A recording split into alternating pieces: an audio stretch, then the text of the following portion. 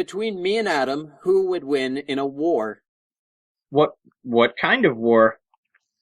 A war fought with armies. So you mean like if two of you commanded your own armies, which one would overrun the other? Can we say that their armies? Have you ever played the game Hex Empire?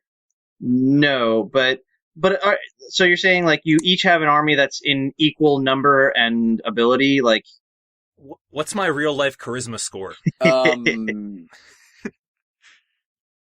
Well, 10. No, you know what? see- I'll give you an 11, because you've got a silky smooth voice. Ooh, yeah, that probably So, helps. This is the Alchemist. well, Is the Alchemist. Telling you why Alakazam has so many spoons. We'll be right back. I'll say this. I think Adam would probably plan very carefully and not do anything too reckless or risk too much human life. But that might lose him the battle because I'm pretty sure Andrew would have his people painting themselves in like pig blood and raiding his camps in the middle of the night. Like, Yeah, I think that sums it up pretty well. I would have the ultimate battle strategy against any like other military opponents, but Andrew is just gonna curveball it. He's gonna Andrew would have his army digging tunnels underneath yours, and you'd be like, who does this? And then you would all. Like, what is that? Yeah. Yeah, no, that's what I would do. I would have, like, a large force, like, I would have the armies, like, lined up like football teams, and then I would have, like, a detachment go and flank you, and then, like, you'd be dealing with that. And then, thing nobody thinks of, flank from underneath. Underflank. Underflank. Underflank. That's a maneuver. And yeah, my guys would be like, oh man, we made some really cool barricades, and our trenches are now at a disadvantage to us. You guys would be Andrew would like mislead you by like giving you like leaking all this information about how he has a base like right next to a dam, and you'd be like, he messed up. I'm gonna go after him now. And his whole plan. And he's just has assimilated all here's these. What I would do. What I would do is I would lure you into destroying the dam to flood my thing, and then what looks like my encampment would actually be like another dam. So then I open it up and it floods your encampment. I was actually gonna say like all you do is just put a whole bunch of like sharks or giant squids or something in the water. And then lure his army right up to the dam and blow it so that it floods them, and then they all get eaten or drowned. Yeah. Mm-hmm. All the creatures go through the tunnels that you've dug underneath my camp and engulf it. Or giant mantises, I don't know. He would just dump all his military funding into scientists so that he could like build his giant mantises to kill you. Yeah. Chemical warfare. Chemical warfare. That's biological warfare. Yeah, chemical war. Well, I mean, it's kind of chemical warfare. I mean, aren't we just chemicals? Yeah, natural chemicals, right? Yeah, natural chemicals like granola and dreams. Nice. I'm surprised. I expected you guys to be way more Adam heavy. I mean, like Adam, I definitely think would be the better strategist, but I don't think he would have anywhere near the ambition, like the. I cannot think that far out of the box. The raw, primal war rage that he would bring. Yeah, I show up with an AK-47. You show up with just a squid, and I do not know with how a that badger works. on a stick. Badger on a stick, yeah. I'm like, yeah, just two out of left field, man. Nice. You won this round, but will you win? Oh, well, but who will win in our war? Da da da da. I don't know. Dun-dun. Generals gathered in their masses, just like witches at black masses. Evil minds that plot destruction, sorcerer of death's construction. In the fields of bodies burning, war machine keeps turning. Death and hatred to mankind, poisoning their brainwashed mind. Oh, Lord,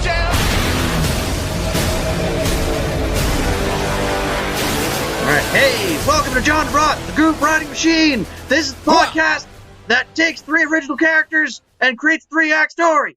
My name's Vic, and I'll be your sergeant for today. Hooah! The only way I know how to be a military person is with Johnny Bravo noises. I'm Andrew. Sir, I'm Adam, sir, yes, sir. That's Adam Goes to War. In case you guys haven't found out already from our ridiculous stuff, this week we are doing a war movie. War movie. We need to do a side podcast where it's just like the Ernest movies, but it's like Adam Goes to War, Adam Goes to Space. Yeah. Adam Goes to War, I fire 2 shots, and now you get taken down by a machine gun. Well, that's how we end it. All right. So this one, just for a little description, a war movie. I'm actually surprised we didn't do this one yet, because it's actually a very common kind of movie that goes back pretty far and is still being made today. Kind of like a Western. It's one of those, like, top subgenres. Yeah, like, it's not in its heyday right now, but it is still a relevant kind of film. The description's actually pretty simple. The best one I can come up with is it's a movie that takes place during or right in the middle of a war. Whatever story is taking place is going to be strongly affected by this war. Like, there could be love, there could be friendship, betrayal, family, whatever, but war is going to be a big part of it. Here are some examples.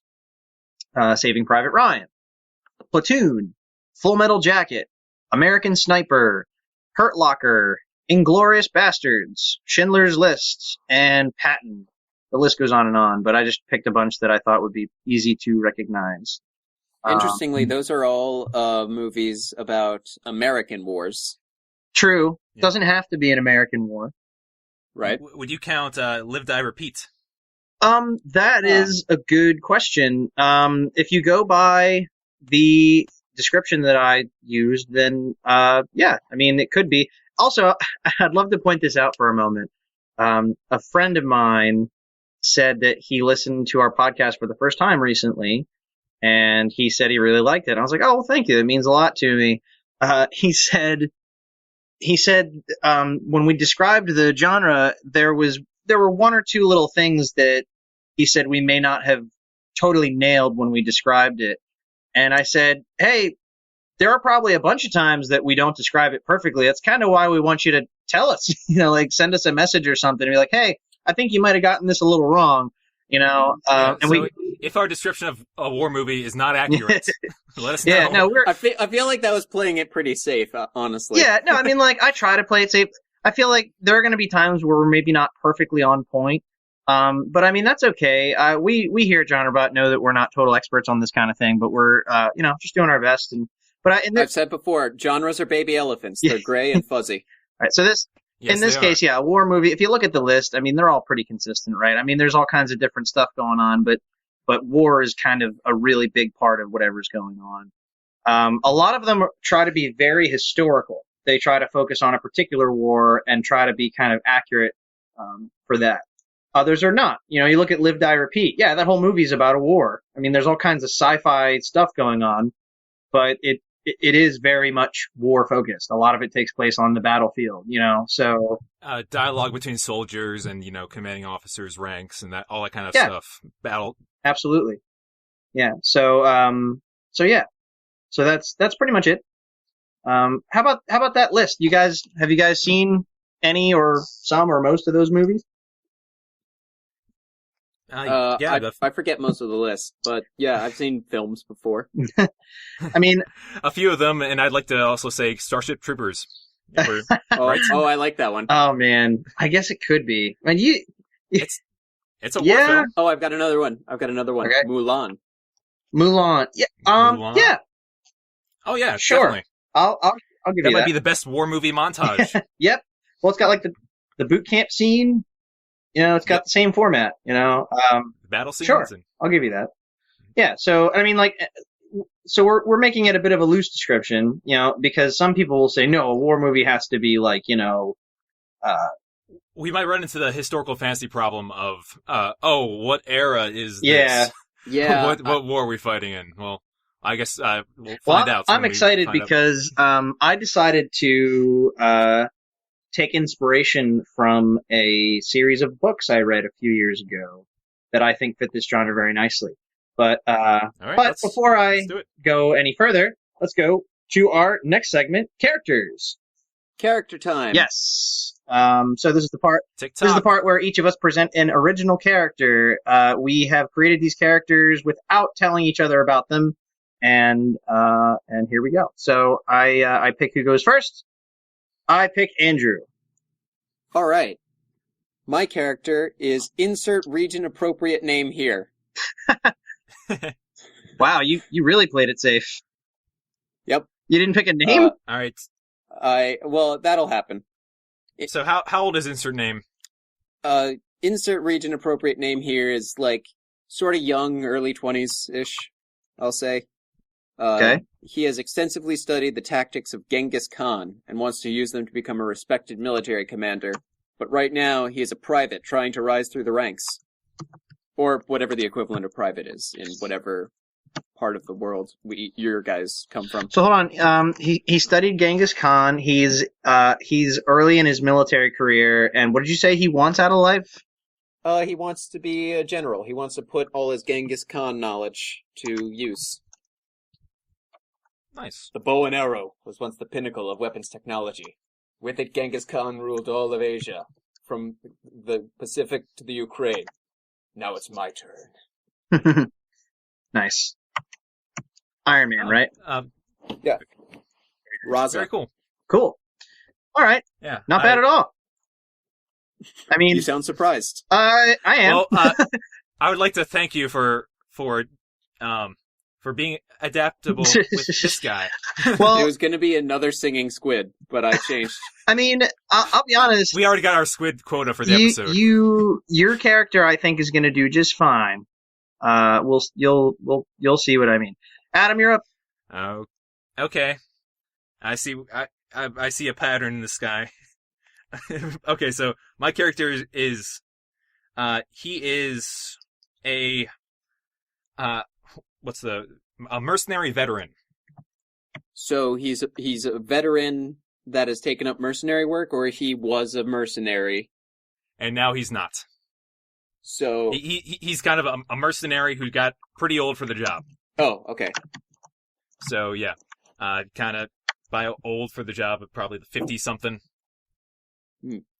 Sounds What's his name? Right. He is the infamous, serendipitous Santiago Gamwell. Can you spell the last name? I assume G-A-M.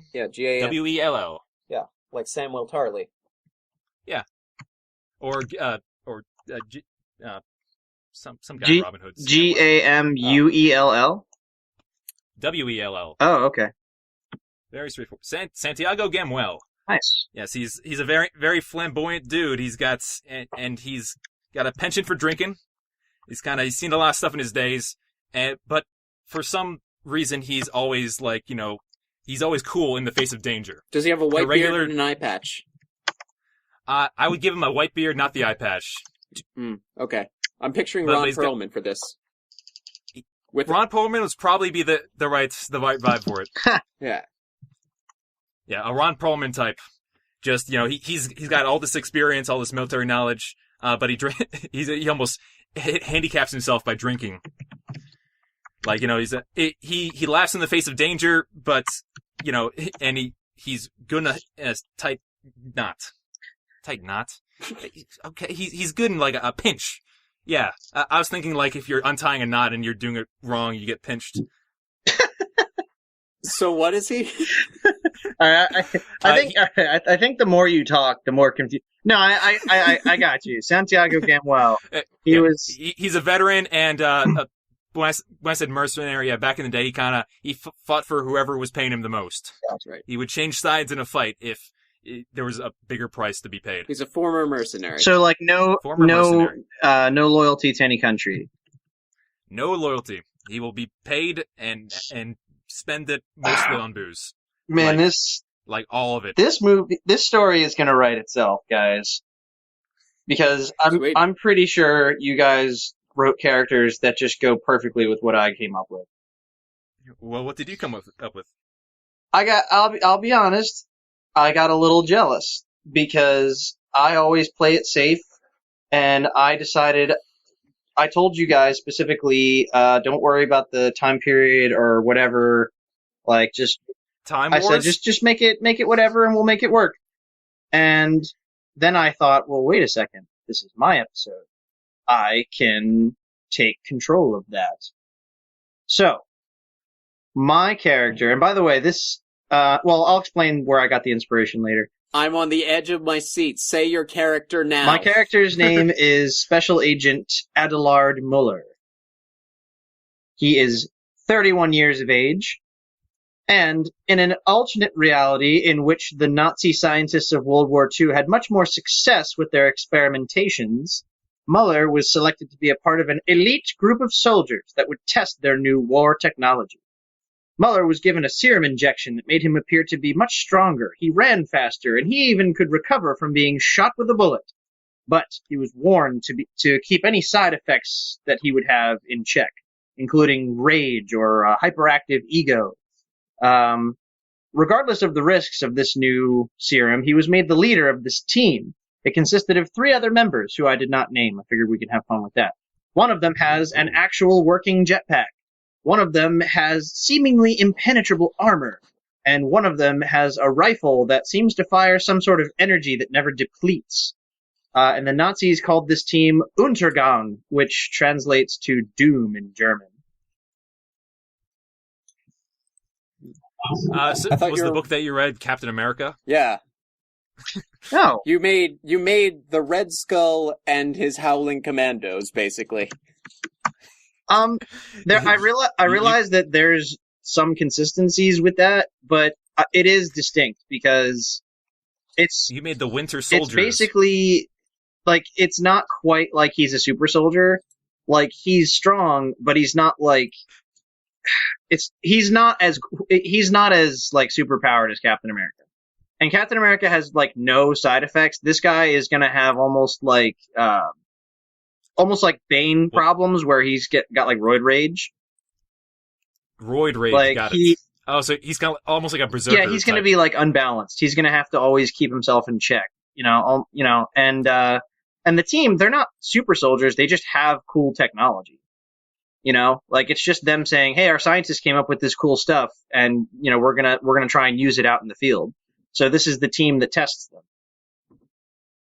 Like that's nice. It. Like that's all it is. And so this is inspired by a book series that I highly recommend. It's the Leviathan series by Scott Westerfeld. It has 3 books.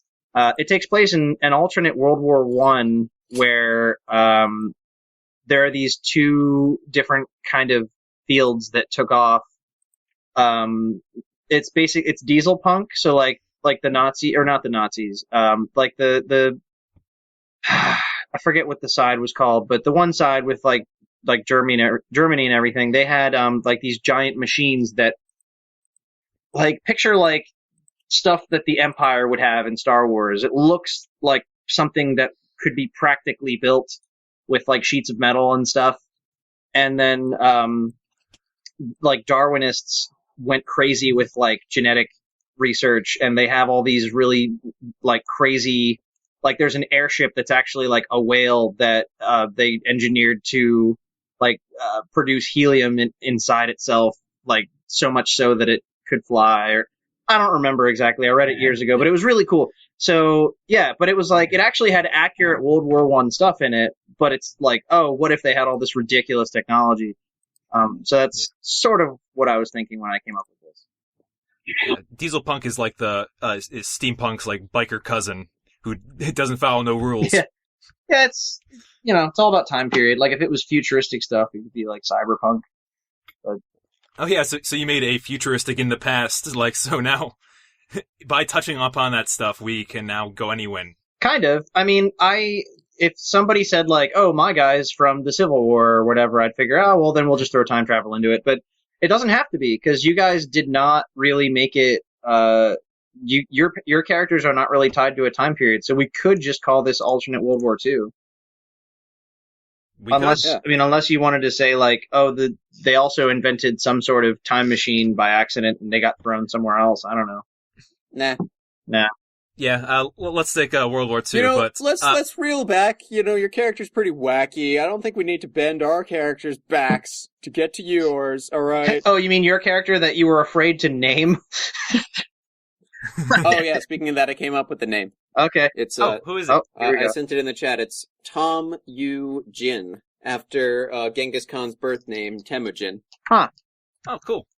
Yeah, Tom Yu Jin. G-I-N. Nice. What does the U stand for? Ulysses. What's your second U name? Yeah, I don't have one. I wasn't afraid of that. I gotcha.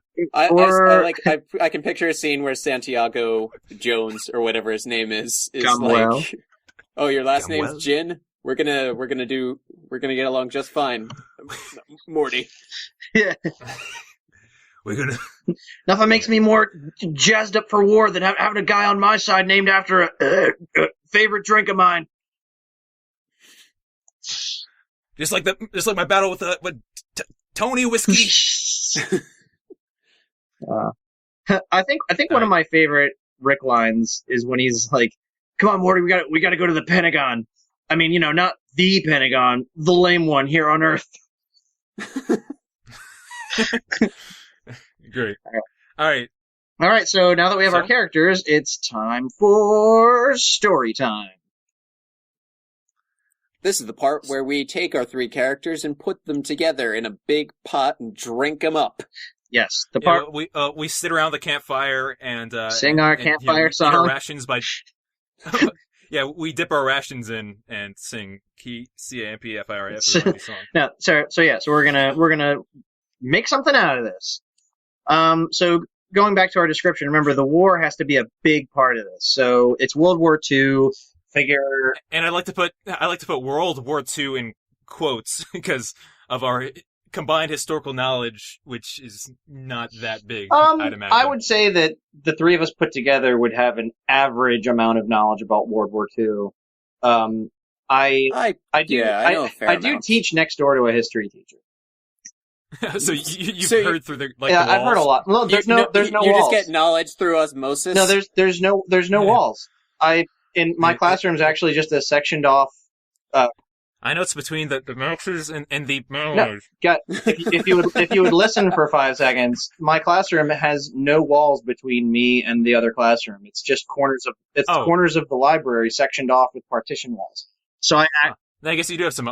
So I actually do hear like everything that goes on in there and vice versa. So yeah, I've actually heard a decent amount, but no, like I said, I think between the three of us, we know enough to at least set a decent, because I figured that would happen too. Is like, oh well, none of us are history experts, So this is an alternate World War II, where like some of it needs to be accurate, but obviously things are different because the Nazis didn't have. Well, okay, they didn't at least release a team with jetpacks and energy rifles and stuff like that. Yeah. Well, okay, here's what I'm thinking, how the Nazis won this war. What if we went full tilt Captain America, the first one with this, and let's say these Nazi scientists, let's say they staged a coup and killed Hitler in some crazy sci-fi way, bypasses security. They did a successful Operation Valkyrie. And then they replaced him with someone more competent. I think that's all it would take. That's an interesting take. Yeah, because then we take Hitler out of the Nazis, and which it becomes automatically become very. I want to delve more into them instead of saying, "Oh, Nazis." I want this episode to end with us going like, "Well, guys, I think we learned you can take the Hitler out of the Nazis, but you can't take the Nazis out of the Hitler." Which is very true. But alternate history does. That was just babbling. I don't know I don't know what information you got out of that. You know what? I'm not sure either. Here, let me retrace my steps. Victor, what were you gonna say? I was following. I think I'm all right with. Or I'm thinking something like, following what Andrew said. If they did usurp Hitler, then the person that has taken control of the Nazi Party could have, put excess funding into Nazi science. And, and thus we have this, the capability for these super teams. I mean, again, okay. We're gonna have to make a. I think we all feel the same about not wanting to basically rewrite Captain America, because the whole hook there is that Hydra was the Nazi science division that went rogue, and that's exactly. Yeah, but they never overthrew the Nazis. Well. Yeah, history proceeded as normal. Okay, but I mean, I still want to try and make it a little bit more original than that. Like, I don't want the science. I don't want the science division to go rogue. In fact, if anything, Hitler was succeeded as president of Germany by a guy named Karl Donuts. Actually, I'll be honest. I think that Look it up. I don't think there's really anything wrong with just keeping the Nazis the same with Hitler and everything. In fact, I think that could be a thing at the end, like towards our Act 3. Like maybe this team, because like Hitler was powerful, but maybe with this team, like maybe the team goes rogue because they're like, hey, we've got these awesome things. Maybe we can use them to just kind of like, you know. Well, I mean, Hydra went rogue without really overthrowing Hitler. You're rewriting Captain America. No, because Hydra is. His name was Karl Donuts. Yeah, it's hilarious, right? I know, that's really funny. And his deputy was this guy named Rudolph. His deputy was named Rudolph, first off, and second off, he has huge eyebrows. Which is funny because Carl has none. I'm looking at his face. There's nothing. Can you wait for our listeners? What are you guys talking about again? He doesn't. Karl Donitz. It was the guy that succeeded Hitler in the head of state of Germany. Huh. Okay. We went from Adolf Hitler to a guy named Karl Donuts. That's so he was the number 2. Huh. So we could say post in a donuts world is what we're dealing with here. But yeah, you're talking about. I think he was only in office for like a month before the Allies rolled in. But yeah. Why don't we decide? Oh my gosh! Why don't we? If we just I'm really sorry, but if we depose Hitler and like actually do that coup thing I was talking about, we would have the Nazis be led by a guy named Karl Donuts. Well, let's decide here. Do we want this to be R-rated, or do we want to make it like a PG-13, like a kind of war movie that can be seen by? Let's throw an R rating on there. Let's go R just to further distance ourselves from the Marvel Captain America fun Nazis. Yeah. No Disney Nazis anymore. That's a good idea. So this is so even though it's about this pretty cool, like, oh, the Nazis have all this crazy new technology, it's not like fun superhero stuff. It's like, oh geez, the stakes have just been raised for World War II. So that means the Allies need to have some kind of response to this. So let's talk about that.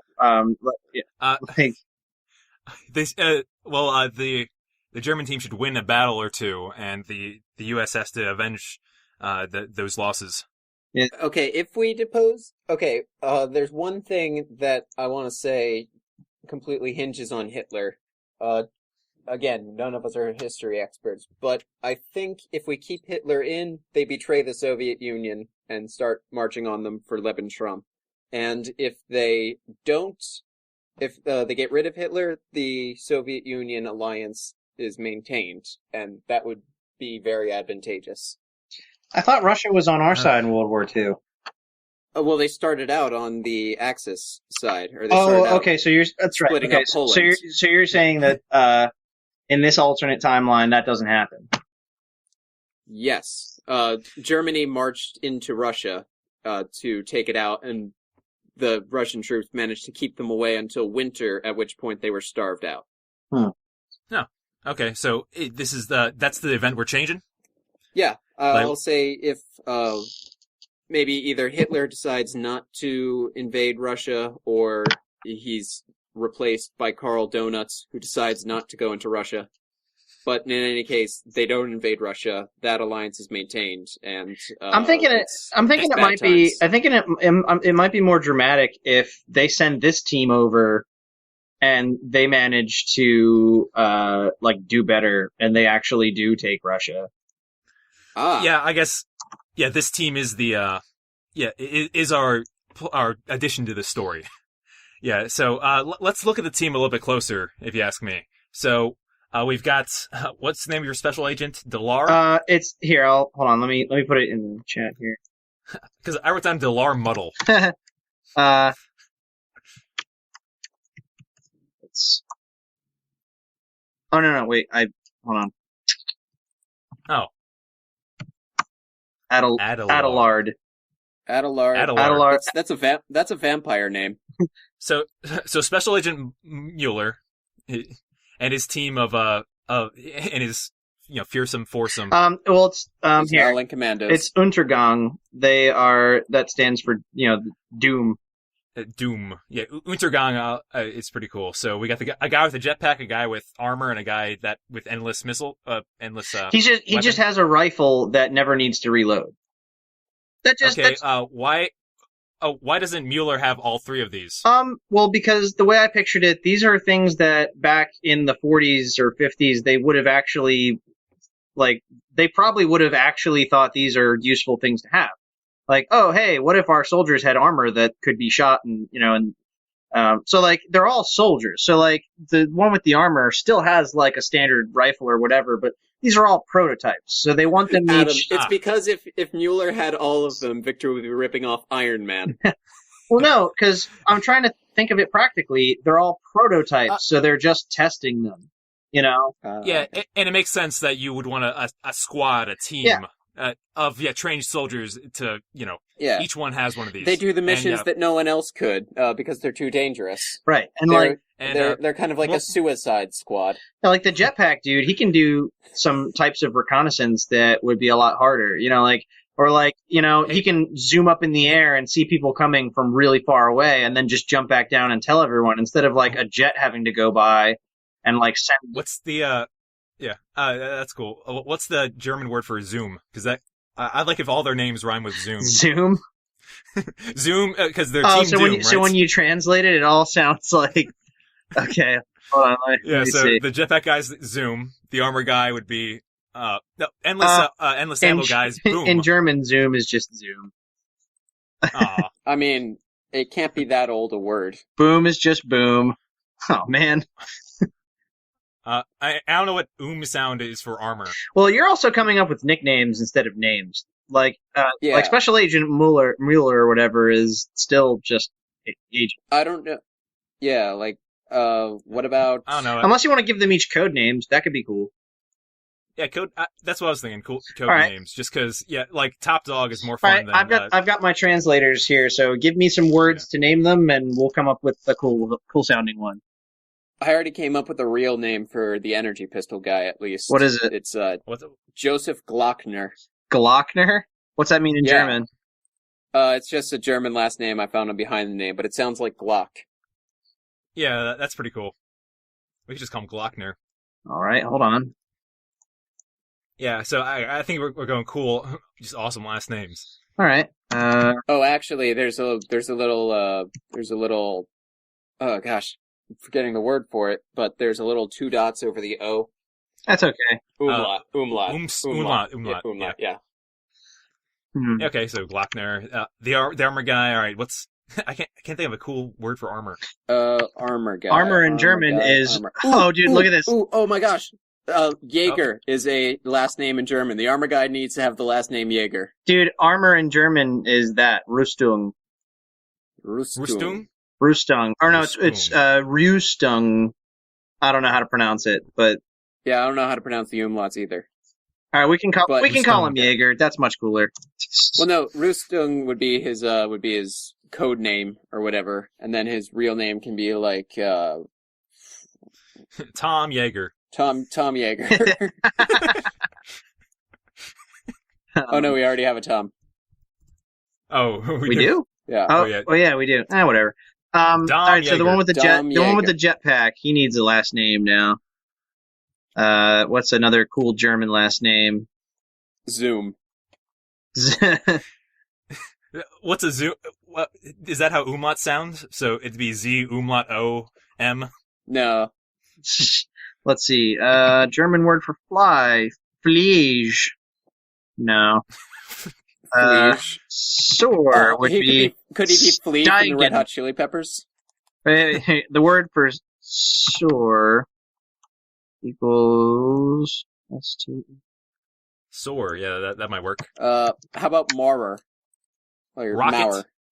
Rocket might be Rocket. German word for rocket. Yeah. Oh, that's not terrible. It's What's the German for that rocket? one. I pulled up a random German name, Karl Maurer. Okay, Maurer. good enough for me. So Maurer. Sounds cool. That's Karl good Maurer. enough. It's good Got enough it. for me, so we can get back to writing. Yeah. So there you Yeah, go. we've got Maurer, Jaeger, and Glockner. And Mueller. They all end in ER. Oh, And- oh, wow. Oh, You caught me. I intended to do that. You- Boy, aren't I clever. I got you. I almost got Tom, Dom, and Zom. So, well played. Oh man. You did win this war. we All right, so predicted it. We said. Let's zoom in on the story here. Oh, I So, see what you did there. not on purpose. Really, guys, really. All right. So Tom is. I You're imagine, getting gonna be better. in the German army, right? So he's rising up from private status. well, Not exactly actually, what I had in mind, but he could be an ally because what I'm picturing is that Santiago Gamwell, the veteran that was once a mercenary, he's going to be the allies are going to kind of go to him and be like, we need all the help we can get. We were not expecting this, like we need someone that can handle. And Tom can maybe prove his worth by maybe like coming up with a super clever plan for how to fight them. And then he oh yeah, that's a. what if he goes to the general and suggests well, we should do this, this, and this, and win this battle or something? He just mentions it offhandedly. It's not like he goes up to the general's tent and tells him how to do his job, but the general somehow gets information from him, and he's like, "Yeah, that's a good idea." And then he suggests put that boy up to sergeant. There needs to be one step before that. He has to kind of save the day a little bit in battle. lose the uniform. You're a detective now. Yeah, no, something as in Tom needs a small victory early on to prove himself to this general figure. How about his platoon or whatever actually encounters Untergang and and he's the lone yeah, survivor. well, lone survivor, or maybe he actually manages to take one of them out. So they have to the Nazis have to get a new person for that technology or whatever. Or even better, maybe they steal it. So that becomes a thing. That one thing is what the Allies use to fight the other ones. Okay, and he definitely wants to. Whoa, that was. Oh, I'm thinking. Oh, what? Sorry, your audio bugged out for a second, and it sounded really scary. You became a Decepticon. Okay, whatever. So Tom wanted to destroy all the Autobots.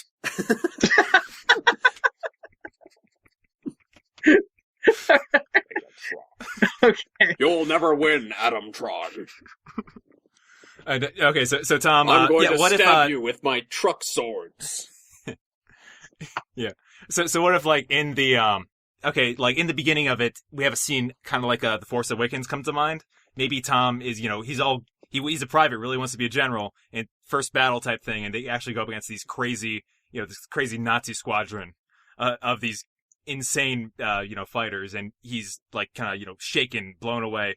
And when he, in trying to run and trying to flee, almost deserts, he actually is able to uncover some of their technology. He actually stumbles across a prototype of theirs.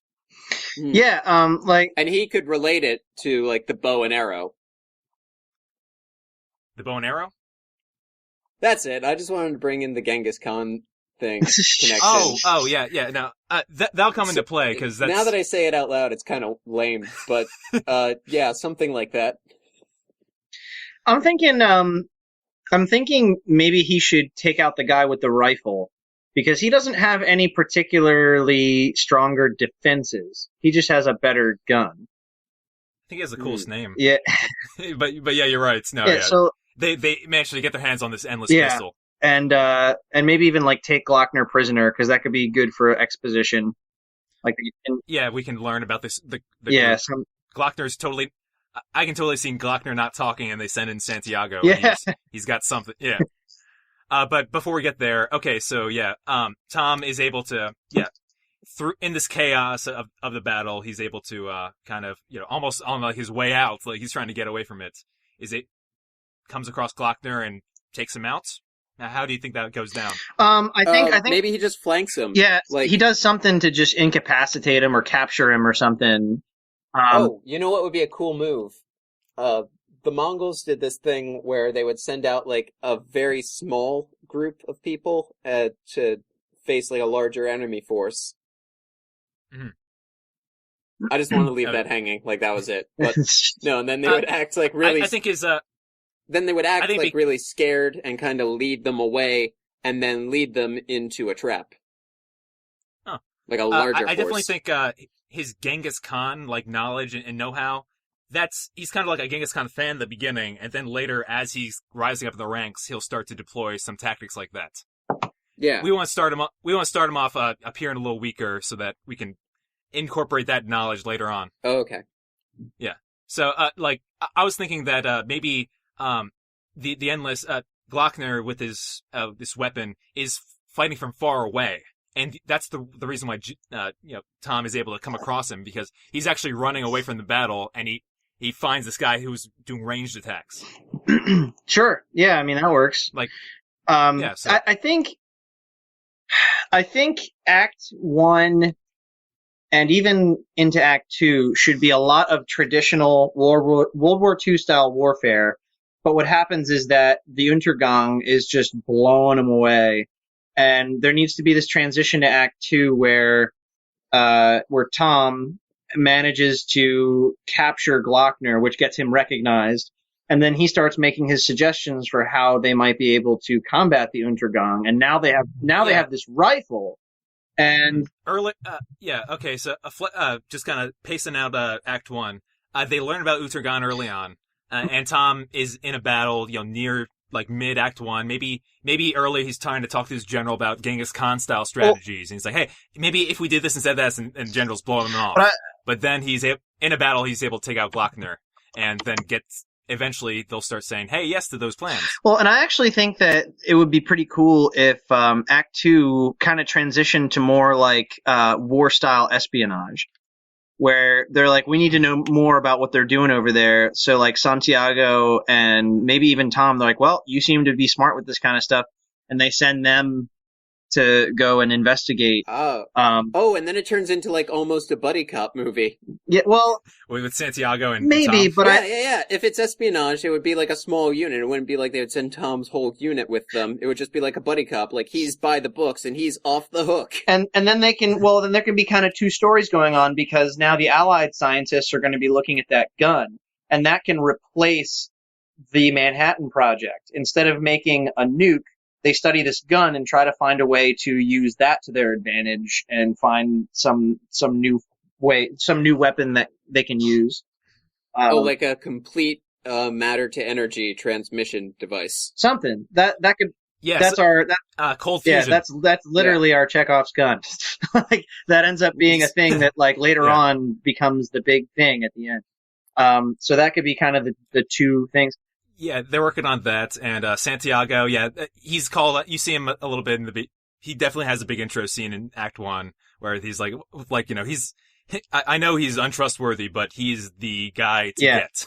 Yeah, the Allies are desperate. We need to know what the Nazis are up to. So like they send him, but they send Tom maybe as to keep him in check. Like he represents the military. Like he's going to report on all their actions, and Yeah, maybe that's almost like the general's kind of like he's not the general's not a fan of Tom, so he's like, oh, good job knocking him out, but I don't want to really promote you, so here's this special mission. Yeah, well then but then I think there needs to be Are you saying the general is just the grizzled police chief?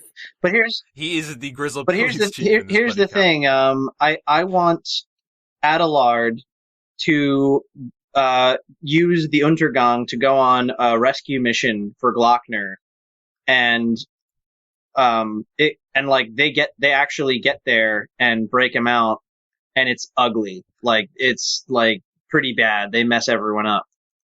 Yeah, that sounds end of Act 2 style. Well, style. Maybe right? even middle of Act 2, because remember, like Tom and Santiago are off investigating the other side. And Wait, have they killed Glockner? No. I think capturing him is what they captured and interrogated him. But they're going to notice that the gun isn't there, so they're going to be like, "Oh snap!" And that could whatever be that is in German. because that could be the next thing, like because now Untergang's going to be on a rampage, trying to find the technology and continue to try and use this stuff to just mess up the Allies. And so it's almost like find the technology and destroy all evidence of it. And in the meantime, Santiago and Tom are trying to infiltrate the other side and trying to find out what they're up to and maybe steal it or use it against them in some way. So it's... I like to see the two scenes juxtaposed against each other. Yeah. Santiago Gamwell having a very civilized break-in of a facility, while the Untergang is having a very, destroy everything, burn the place down. down. Well, and Adelard's a great villain, because he's going to be constantly, like, super angry and, like, choking people out. Like, I imagine a scene where it's basically Darth Vader, where, like, he'll, like, when they break Glockner out, he'll, like, have some dude, like, some lieutenant up off the ground by his neck, like, what did you do with that gun? We received no transmissions. This is a consular ship. We're on a diplomatic mission. If this is a consular ship, where is the ambassador? Commander, tear the ship. This N-word down. If we're doing this whole movie, then let's do the whole movie. Well, okay, I'll lean over and project myself onto R2. All right. So anyway, he would make a great villain to all this. Yeah. And then there's... I imagine a scene where, the Allies were able to duplicate it to an extent. Like maybe they have a pistol that fires, supercharged bullets, and a scene where they shoot him. Like, in this takedown, they shoot him and he falls to the ground. But then the roid rage, kicks in and he kind of stands back up. Yeah. And, he's just, then goes berserk on the place. Right. Yeah. So that's a thing. This is good stuff. And then that could be, moving into Act 3, that could be our thing, like you said before. We kind of said we would work up to this, where Adelard has gone kind of mad with power. Anyone that he and Untergang have gone against, he's pretty much been able to beat. But he has this personal thing with Tom, because Tom's the one that defeated Glockner and captured him, and now he's off with Santiago. And so there needs to be an Act 3 showdown between the two of them, I think. You remember how we were talking about how they're destroying all evidence? Uh-huh. Tom and Santiago are the last two pieces of evidence. This was an undercover mission. They're the only other two people that know about this technology. Yeah. And then in the end, what it's going to come down to is if Untergang can take out those two, then the Nazis will gain the upper hand and the war could pretty much swing their way. But if Santiago and Tom can take out Untergang and then find a way of stealing or destroying or whatever that technology so that, that can swing everything the other way. So that's going to be the big climax. Well, my point would be, why are they espionaging behind enemy lines if once they realize that they're the last people left with this knowledge? I don't know if they'll realize that until it's already balls to the wall, they're on the other side, and it's we got to do this, man, for country. That could even be a thing where Santiago's like, hey, I do this for money. I don't know what, and that could be a character moment. Andrew? What if the general's in on it? In on what? The general.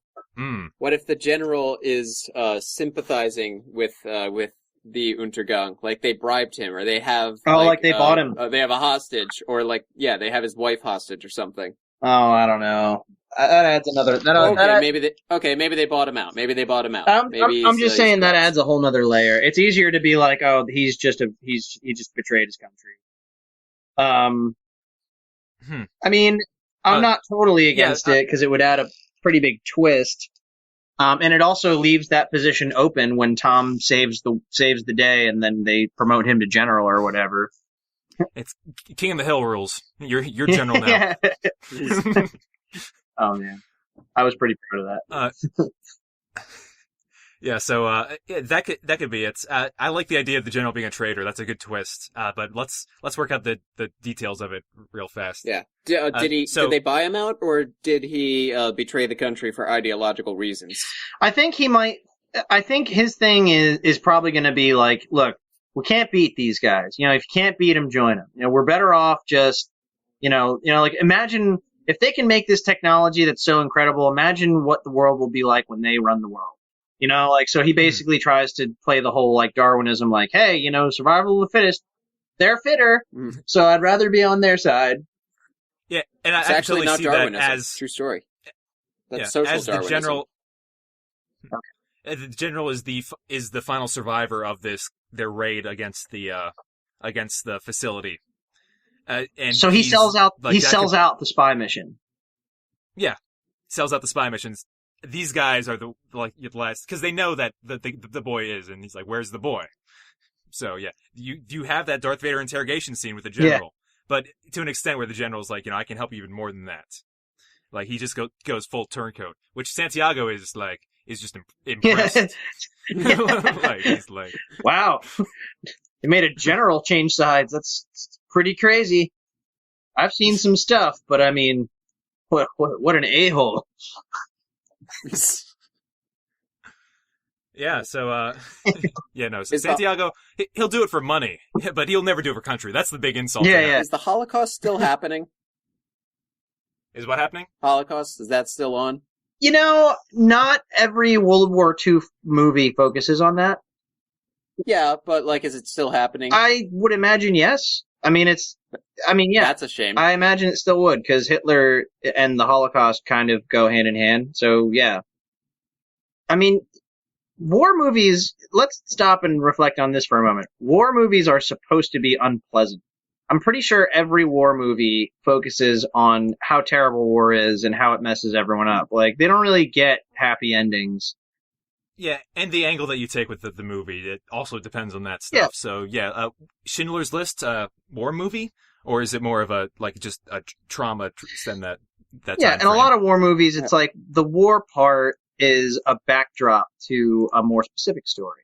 Yeah, ours is a character piece about this team of super soldiers fighting. Well, it's the nature of might versus strategy. You've got better weapons, but you got outthought. And that's going to be, I think, the big theme here, because Tom uses this ancient philosophy of war strategy to actually beat someone who has them massively outgunned. And they're definitely, I imagine. Okay, so in the third act, Untergang definitely catches up with Santiago and Gamwell, and Tom. So that's definitely a scene. And does the climax go? Tom is able to use Genghis Khan trap style stuff to take out Untergang step by step. I'm thinking. I think Oh, go ahead. I was just gonna say that would be really cool if like the final showdown happens in like a Nazi scientist warehouse where there's all these there's like a whole assembly line of rifles being made. There's like all these suits of armor being fitted to soldiers, and it's like, oh geez, they're finished testing it. It works. They're ready to ship them out, and it's like, this needs to... We need to take out this facility, and Untergang is coming for us. Yeah, so like Untergang shows up, and what's going to happen is Tom realizes the only way to do it is to just be smarter. So I'm not super familiar with Genghis Khan, or Shan Yu, or whatever you want to... Andrew, do you have any... I'm thinking they're definitely divide and conquer type stuff. Santiago and Tom are able to split up the party, and split up the party of Untergang, and kind of take them out one at a time. Well, that's true, but what I would say is even more classic Mongol stuff is, it's what I described earlier, is like the false flight sort of technique. You know that scene in A New Hope where like one stormtrooper shows up and like Han Solo's running after him, and then it leads him into like a whole bunch of stormtroopers? Yeah. That's classic Mongol stuff. So I was thinking something like that. Like, what if, as in Tom's walking down the hallway, and they see him. Maybe Tom's able to contact the Allies and arrange an ambush on the warehouse that he manages to like distract Untergang long enough so that they don't notice them coming or something like that. And what if the soldiers that he leads them into are armed with the energy pistol? Yeah, or it's just, I was thinking simpler, like Dark Knight Rises, go down the dark spooky hall corridor, and then all of a sudden it's Santiago with a Gatling gun. Yeah, I mean, like I said, I picture that being a really fun cool action scene where it's just Tom just outsmarting them with all their cool technology, just with better war strategy. Activating the stuff in the warehouse, and I definitely, and the way I see it's going down is that he's able to take out Jaeger, Glockner, and Mauer, and it's our final confrontation is between Mueller and Jin, and Gamwell. Yeah, is around. Yeah, absolutely. Like he finally knocks him down. So yeah, the dragons are dealt with. It's just the Emperor. Yeah, I think that would be pretty cool. Sounds like all right. All we really need is the ending. So there's this showdown, and how does it end? Man, how'd World War II end? Yeah, let's do a very astute parallel. Well, a couple cities got nuked. Hitler killed himself.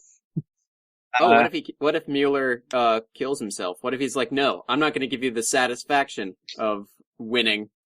I'm going to quit. I think no. I think what's going to happen is that he's going to be like raging to the end, and what's going to happen is that Tom's going to make some philosophical comment about how the power he was granted was never meant to be permanent, because like there's going to be some kind of side effect that's eating away at him or something, or I don't know.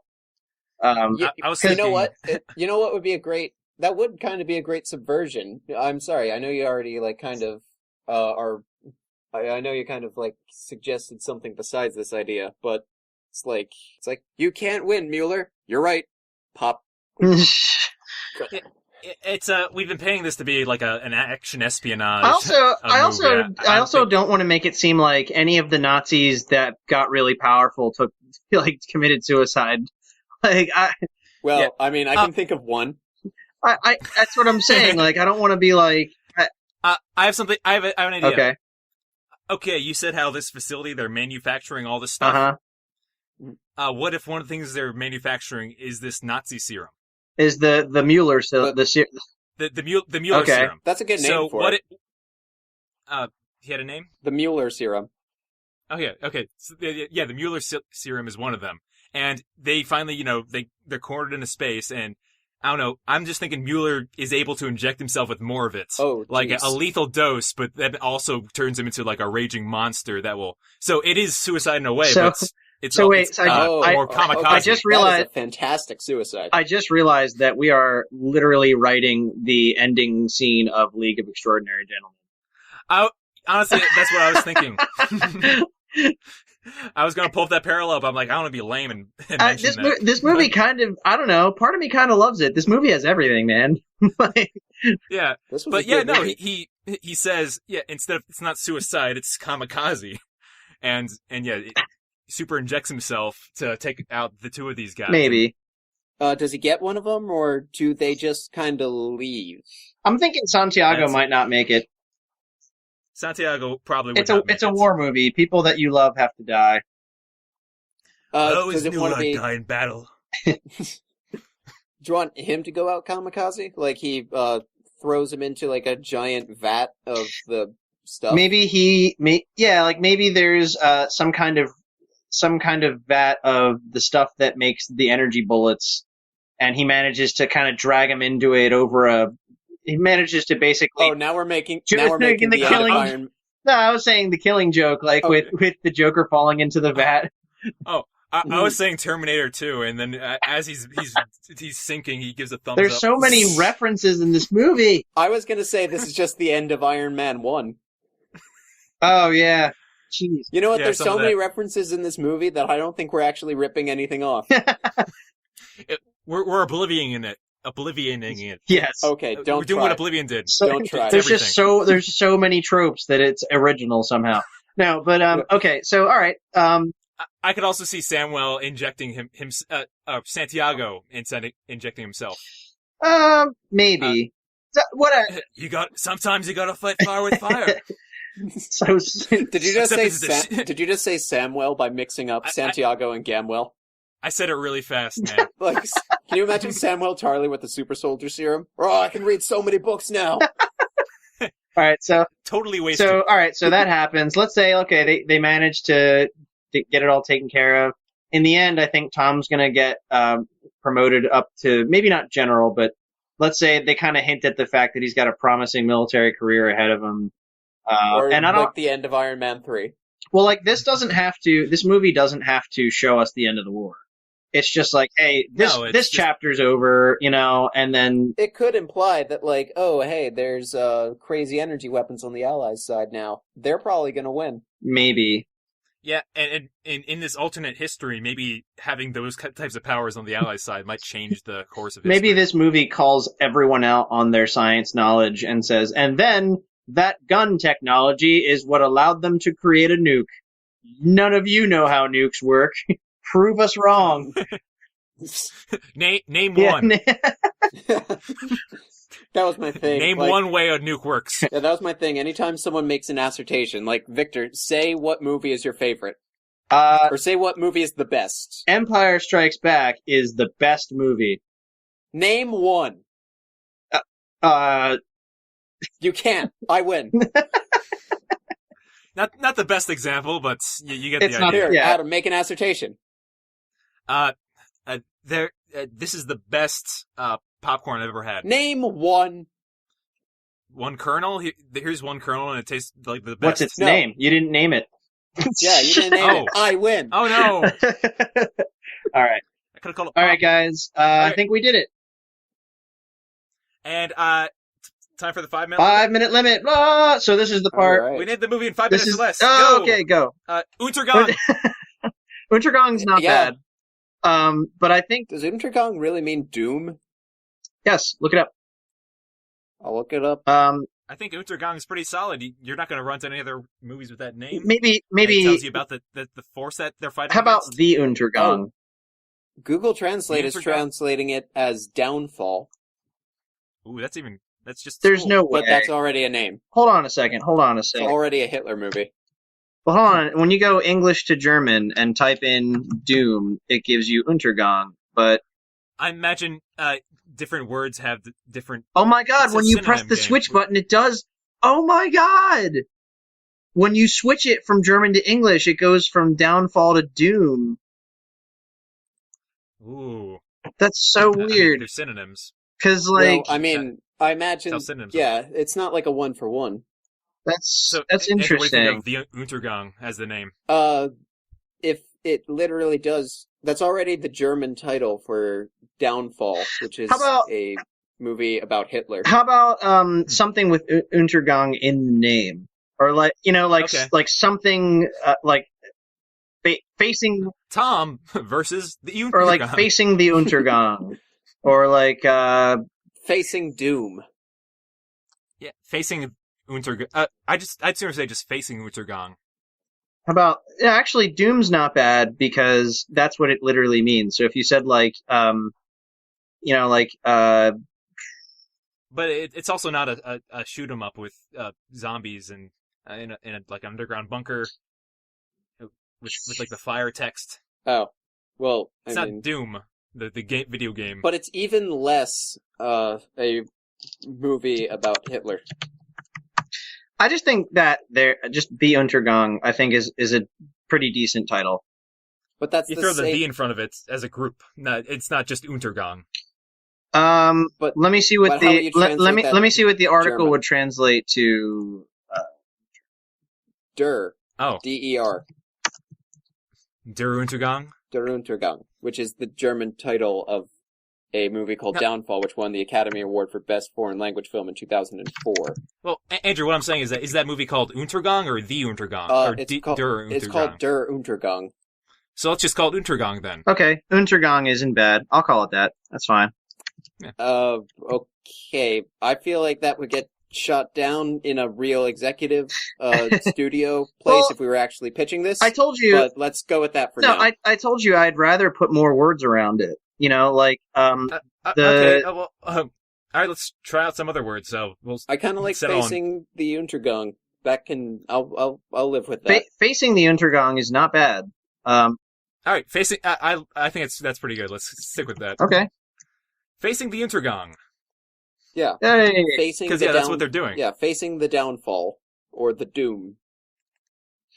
That's really cool. Well, how about just facing Untergang? Sure, like Saving Private Ryan. Yeah, just I think the verb. Yeah, I think I like that a little better. Facing Untergang. Okay. Facing Untergang. Awesome. There you I love go. Hey! Hey. So we did it. Good job, guys. I think this worked out all right. Listeners, if you like what you heard, or if you don't like what you heard, if you want to give us some feedback, criticisms, thoughts, contributions, you can find us on Facebook. You can find us on Twitter. We're on iTunes. Our email is podcast.genrebot@gmail.com. And we're also on some other places like Omni and Spreaker. And what are some other ones we're on? Stitcher, that's right. Send us an email with your own war recipes. Yeah. And that we can try or out. Like some other stuff we could have had on the Untergang team that would have been cool. Whatever. Yeah. And don't forget to subscribe. Check it out. Nobody really goes on Facebook. It's weird. We get some decent attention on like Twitter and stuff, but we post every week a link to the website. By the way, you can go to our website, tinyurl.com/genrebot. That's where we post all of our stuff and our spoiler page with a recap of the episode. In case you also coming soon, go to your nearest coastal city, and we will be sending sailboats full of flash drives with our episodes on them, or full of the flash drives. Yes. Yeah, it's flash drives with a little like lightning bolt on them, and it says like The Flash Tuesdays at 9 on the CW or whatever. Nice. All right. Well, thanks everyone for listening, and I guess that's it. Let's hear it, GenreBot. Don't you know how we end our episodes? We make some kind of dumb joke. All right. Remember what? No. Next time. Oh, yeah. Oh, next time.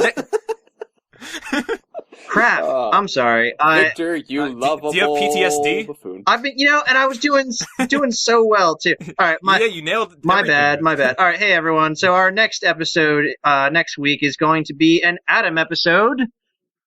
Yes, and what do you got for us, Adam? Okay, guys, this next genre is big. Oh, no. Really big. Oh, geez. Oh, is it a movie where a kid turns into an adult? Nope. No, but you just won't believe how vastly huge and mind-bogglingly big it is. Space? I mean, you may think it's a long way down to the road to the chemist, but that's just peanuts to this genre. Oh, jeez. Sci-fi comedy. Oh. Sci-fi comedy. Okay. We did a time travel comedy. Yeah. This is sci-fi so comedy. it's like that, but a little broader. Yeah, it's like Hitchhiker's Guide to the Galaxy. Oh my gosh, I'm definitely doing. Adam, you magnificent son of a bitch. Well, this is episode 42 that we're gonna do. Oh my goodness. Yeah.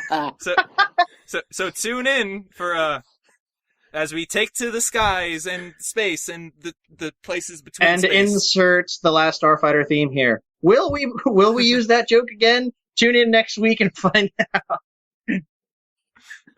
All right. Until then, I've been Vic. I've been Adam. Hooah! Baby, you drive me so crazy. Baby, you drive me so crazy. Baby, you drive me so mad. You got me running round town like a woman on a warpath.